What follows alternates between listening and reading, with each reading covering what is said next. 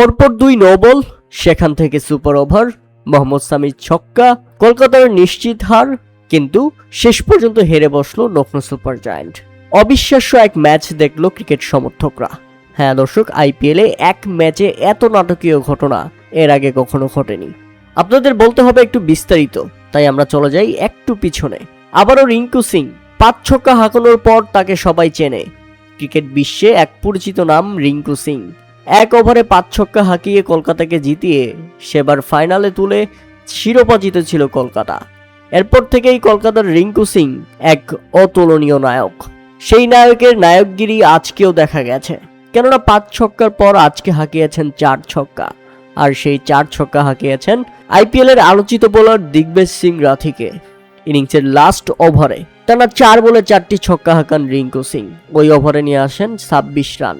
আর তাতে রিঙ্কু সিং এই শেষ পর্যন্ত 155 রানের লড়ক সংগ্রহ দাঁড় করাতে পারে কলকাতা নাইট রাইডার্স। 51 বলে 83 রান করেন রিঙ্কু সিং। রিঙ্কু সিং এই ইনিংসটা না করলে 100 রানের আগেই প্যাকেট হয়ে যেত কলকাতা নাইট রাইডার্স, কেননা এর আগে তারা মাত্র 31 রানের মধ্যেই 4 উইকেট হারিয়ে রীতিমতো কোমর ভেঙে গিয়েছিল তাদের।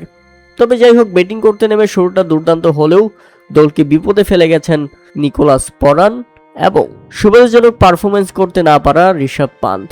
তাতে শেষ 6 বলে অর্থাৎ শেষ ওভারে লখনৌ সুপার জায়ান্টের জয়ের জন্য প্রয়োজন ছিল 17 রান। এমন সময় বোলিং করতে এসে প্রথম বলে 1 রান দেন কার্তিক ত্যাগী। দ্বিতীয় বলেই তিনি নো বল করেন। শুধু এখানেই শেষ নয়, তৃতীয় বলে আরও একটি নো বল করেন কার্তিক ত্যাগী। পরপর 2 নো বল করলে তাদের শেষ 5 বলে লখনৌ সুপার জায়ান্টের প্রয়োজন ছিল 12 রান। আর সেই নো বলের খেসারত দিতে গিয়ে শেষ পর্যন্ত কলকাতা নাইট রাইডার্স সেই ম্যাচটাকে সুপার ওভারে নিয়ে গেছে। জেতা ম্যাচটা হাতছাড়া করেছে কলকাতা নাইট রাইডার্স। অপরদিকে লখনৌ সুপার জায়ান্টকে দারুণ এক ইনিংস খেলে দিয়েছেন হিম্মত সিং।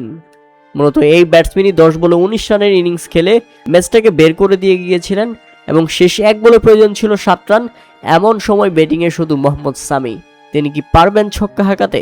কেননা ছক্কা হাঁকালে অন্তত সুপার ওভারে গড়াবে ম্যাচটা। এবং অবিশ্বাস্য ব্যাপার হচ্ছে, মোহাম্মদ সামি ছক্কা হাঁকিয়েছেন, তাতে রীতিমতো কলকাতার মুখে কালো দাগ লেগে গেছে। ছক্কা হাঁকিয়ে মোহাম্মদ সামি লখনৌ সুপার জায়ান্টকে বাঁচালেন, ম্যাচ গড়ালো সুপার ওভারে। তবে অবিশ্বাস্য ব্যাপার হলো, সুপার ওভারে সুবিধাই করতে পারল না লখনৌ সুপার জায়ান্ট। আবারও দলকে ডুবালেন নিকোলাস পরান। সুপার ওভারের প্রথম বলেই বোল্ড হয়ে ফিরলেন প্যাভিলিয়নে।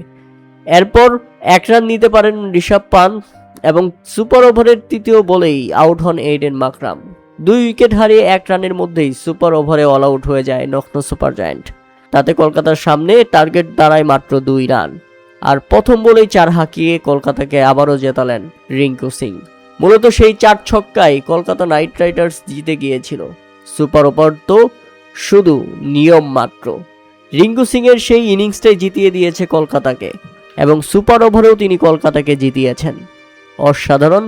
তবে মোহাম্মদ সামির জন্য দুঃখজনক, কারণ তিনি দলকে জেতানোর জন্য ছক্কা মেরে ম্যাচটাকে সুপার ওভারে নিয়ে গেছেন। অথচ তার দলের ব্যাটসম্যানরা শেষ পর্যন্ত এই ম্যাচ হেরেই গেল। কোনো ধরনের পাত্তাই পেল না কলকাতা নাইট রাইডার্সের বোলারদের বিপক্ষে। বিমোহিত ঋষভ পান্থ, অবশ্য তারও দায় আছে, কারণ ব্যাপক বাজে ফর্মে রয়েছেন তিনি। দলের জন্য কোনো কিছুই করতে পারছেন না। প্রিয় দর্শক, আজকের ম্যাচটা আপনারা কেমন উপভোগ করেছেন তা অবশ্যই আমাদের কমেন্ট করে জানাবেন।